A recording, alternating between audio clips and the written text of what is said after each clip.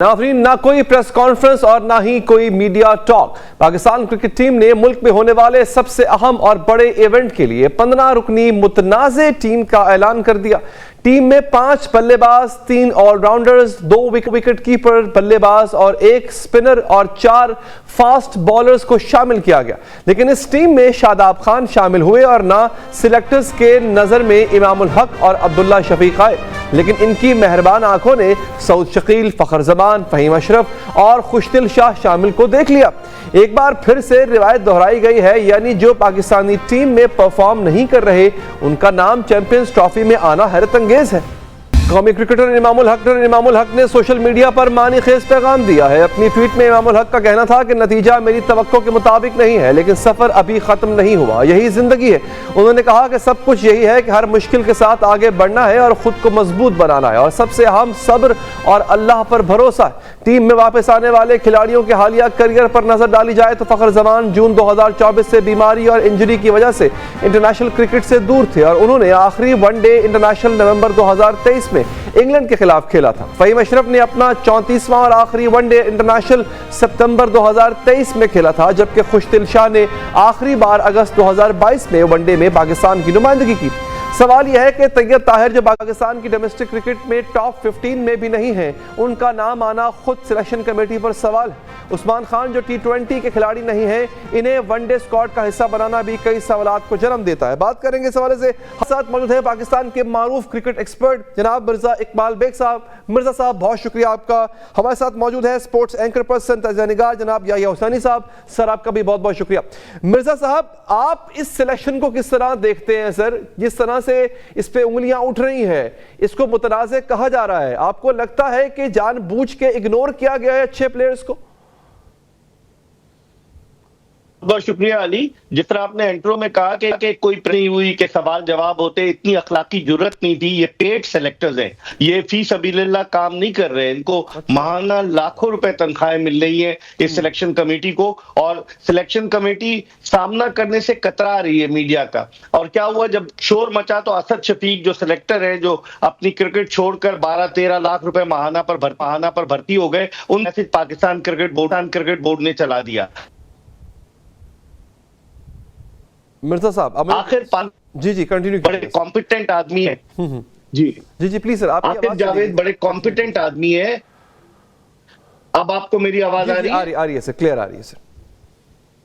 मैंने कहा आकिब जावेद कॉम्पिटेंट है, और उनके साथ कौन लोग सिलेक्टर लगे? हसन चीमा साहब जो डाटा एनालिस्ट है, कौन सा डाटा दे रहे हैं? क्या उनको नजर नहीं आया? अभी अली हैदर ने सारे स्टैट्स बता दिए, मेरे पास भी यही स्टैट्स हैं। तो ये लोग किस बात की सिलेक्शन कमेटी में? मैं समझता हूँ फहीम अशरफ जो है पैराशूट के जरिए कूदे, अगर वो इतने अच्छे थे तो उनको ऑस्ट्रेलिया, जिम्बाब्वे और साउथ अफ्रीका के टूर पर ले जाया जाता। और अगर खुशदिल शाह इतने अच्छे थे तो उनको टीम अगर वो टॉप 10 बैट्समैनों में भी नहीं है खुशदिल शाह, उनमें तो इफ्तिखार अहमद आते हैं। आपने किस परफॉर्मेंस, और अभी आपने इमामुल हक के ट्वीट माने खेज ट्वीट का जिक्र किया, आपकी नजर से आमिर जमाल का नहीं गुजरा कि बिट्रेयल हैज नो लैंग्वेज। तो इसका मतलब यह हुआ कि खिलाड़ी दिल बर्दाश्ता है, टीम का जो इंतखाब करने वाले हैं वो खामोश है। लेकिन अली, मेरी छठी हिस्स कह रही है कि 11 फरवरी से पहले पाकिस्तानी टीम में तब्दीली होगी। फहीम अशरफ जिनका ताल्लुक जो है, जी हाँ, आप देखिए 11 फरवरी से पहले टीम में तब्दीली हो सकती, क्योंकि वो डेडलाइन है। और फहीम अशरफ का ताल्लुक जो है वो भाई फेरू, जिसका अब नया नाम जो है वो फूल नगर है, वहां से है। और वहां से राना इकबाल साहब जो है वो मुस्लिम लीग नून के टिकट पर मुंतखब हुए, पंजाब असेंबली के स्पीकर बने, और उनकी रिश्तेदारी है फहीम अशरफ से। और आपने कुछ अरसा पहले देखा होगा, 1-1.5 साल पहले के फहीम अशरफ ने जाकर साबिक वजीर आजम नवाज शरीफ से लंदन में मुलाकात की और तस्वीर भी ट्वीट कर दी।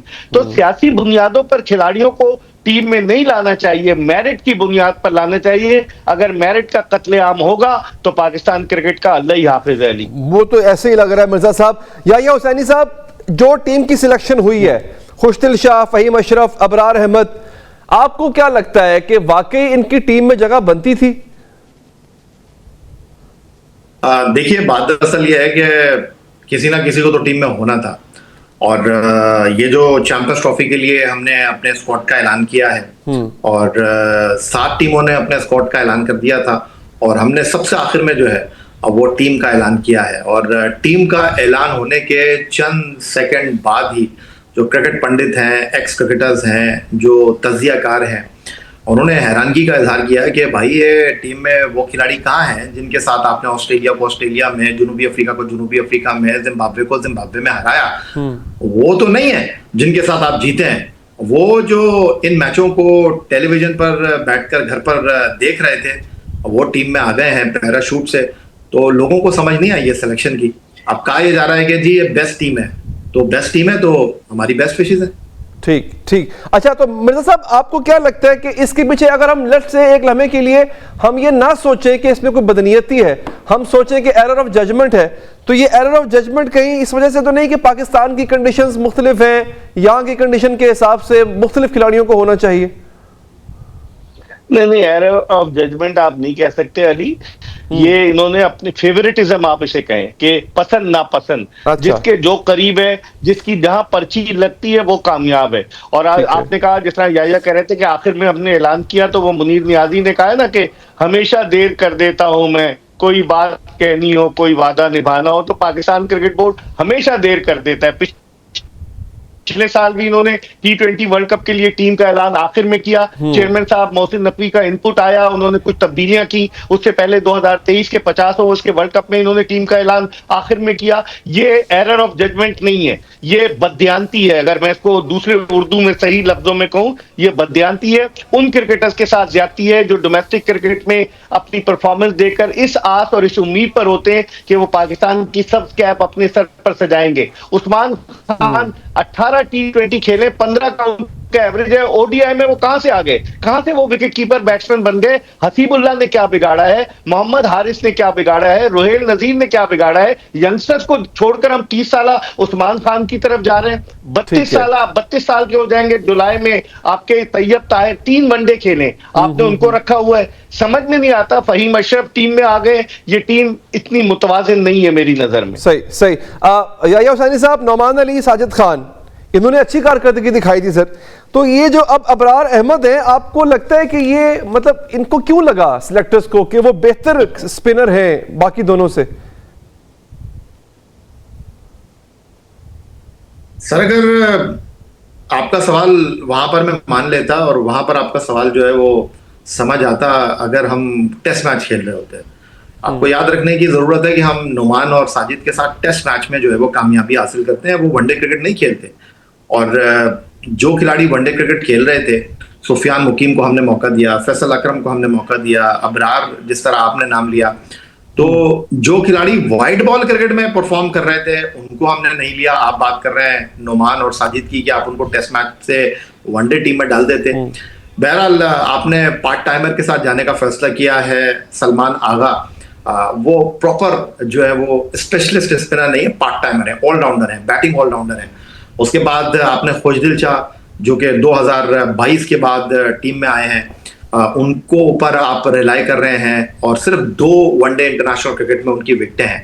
तो इन चीजों से आप अंदाजा कर लीजिए कितनी अर्खरेजी की है सिलेक्शन कमेटी ने, कितनी संजीदगी का मुजाहरा किया है और कितनी मेहनत के साथ ये टीम बनाई है। ठीक है।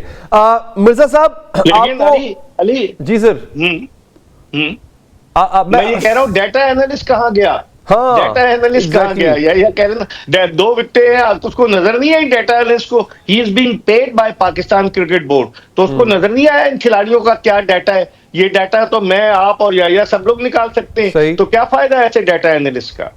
तो मिर्जा साहब, क्या लगता है आपको कि ये टीम मतलब क्या परफॉर्म करेगी सर, और ये तब जवाब क्या देंगे हमें?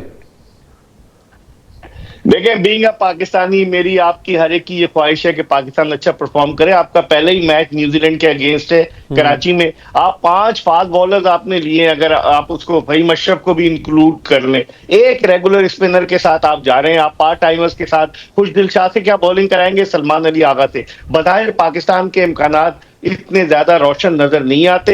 अल्लाह करे ये न्यूजीलैंड से जीत जाए, खुदा ना खास्ता न्यूजीलैंड से हम हारते हैं तो अगला मैच हमारा भारत से जो बांग्लादेश से खेल कर आ रहा होगा, और फिर वो मैच अगर हम खुदा ना खास्ता ऊपर नीचे होता है तो फिर हम बाहर हो जाएंगे टूर्नामेंट से। इसकी जिम्मेदारी कौन कबूल करेगा? सिलेक्शन कमेटी कबूल करेगी, चेयरमैन साहब कबूल करेंगे। चेयरमैन साहब तो ये कहते हैं उन्हें क्रिकेट का पता ही नहीं है।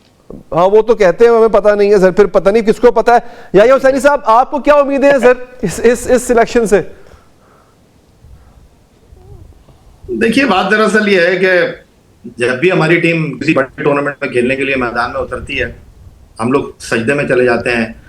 सज्जाद अली का वो गाना है ना कि सजदे में जाके हाथ उठा के दुआ करो, तो अब दुआओं का वक्त है, क्योंकि जो काम सिलेक्शन कमेटी ने किया है, जो सोच क्रिकेट बोर्ड याहिया साहब, आई विश मेरे पास मजीद वक्त होता है। इंतहाई मशकूर हूं आपका, आपने वक्त दिया। मिर्जा साहब, आपका भी बहुत मशहूर हूं सर कि आपने प्रोग्राम के लिए वक्त दिया।